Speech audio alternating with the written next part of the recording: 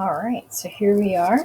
We're going to explore some tools, how to make some shapes, and kind of get familiar with some of our tools here in Illustrator so you can use them creatively. Feel free to explore, of course.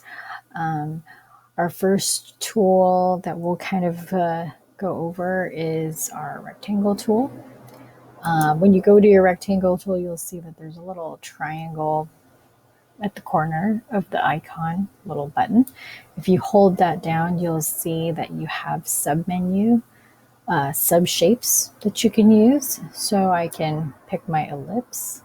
To create any shape, I will select that icon and I click and I drag. Okay.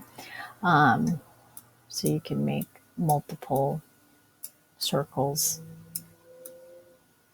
As you can see, my smart guides seem to be turned on. So you can kind of drag and it will allow you to, it indicates when you have a perfect circle. You can also, at least you were able to, you can hold down your shift key while you're clicking and dragging for your shape, and it will create a perfect circle for you. If you notice right here, so I have, here's my black arrow tool. I use this to select objects. Okay. And every time I select an object, you'll notice that my properties, it adjusts. So it's very responsive to what I'm selecting. Another thing that I want to point out is right here. These are the colors of that element or object you're selecting right now. So let's zoom in a little bit. Okay. So here I have a white fill and a black stroke. Okay. It's kind of hard to see because we're on white, but let me open up my swatches. Okay, so here are my default swatches. If your swatches do not pop up like mine, if you go to this little hamburger button, you can go to Open Swatch Library, and there's like the default swatches. Then you have a bunch of other swatches that you can play around with. So, there's like the fruit one. It's kind of fun. We'll open that up. Okay, so for me to change a color, like the fill and the stroke, if I select this right now, I have a white fill and a black stroke.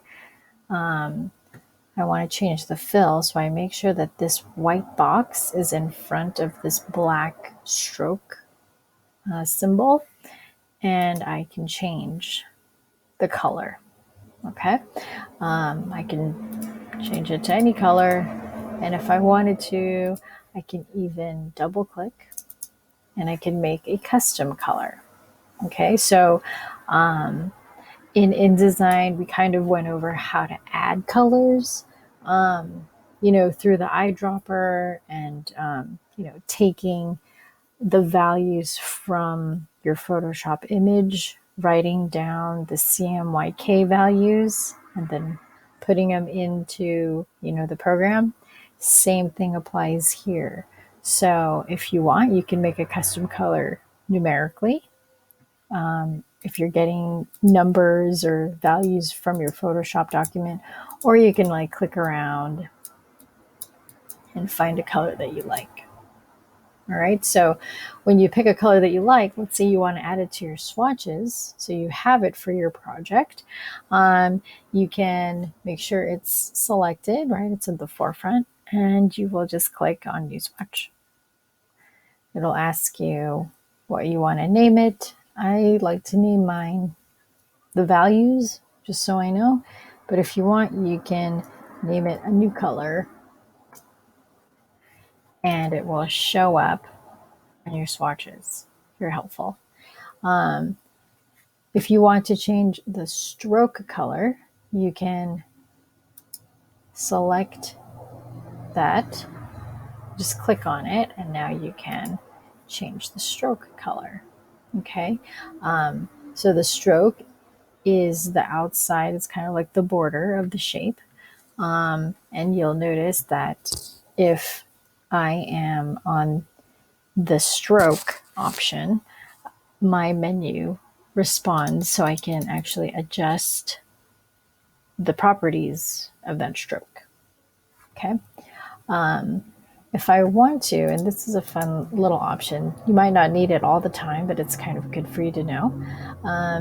We have a swap, fill, and stroke arrow here, or you can see the key command is Shift X, and if you want, you can always switch the colors. So that's a helpful tool. If you want to move any of the shapes, I'll move this here. You just click on it and you drag. Okay. If you want to delete any of the shapes, you can select and hit delete on your keyboard. You can hover over many items, delete. Okay. Another thing is if you want to make another shape, let's make another shape, a rectangle this time. All right. I'm going to change the stroke color. And I'm going to change the fill color. All right, so we'll save. So go to File, Save, or Command S. So I'm usually constantly saving in my file, but I just use the key command, Command S. So you might not see it happening on this screen share too much, but I will do my best to go over there. But Command S is a great tool for you to memorize. Great key command. So you can move objects around. And as you can see, these objects are sharing the same space. But let's say I want to put the circle in front of the square. I'm going to go to Object, Arrange, Bring to Front. Right? So it's similar to InDesign, which is great. And vice versa, you can do this all day long and just arrange, bring to front. Along with moving this shape, if you hover towards the corner, you can rotate it, which is very exciting. And you can also make things larger or smaller. Okay. If you want it to be proportional to the original shape, just hold down your Shift key while you drag.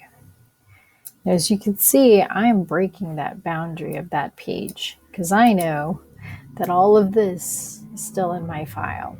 Okay, so I'm going to go a little bit big. Right, so I'm going to save this.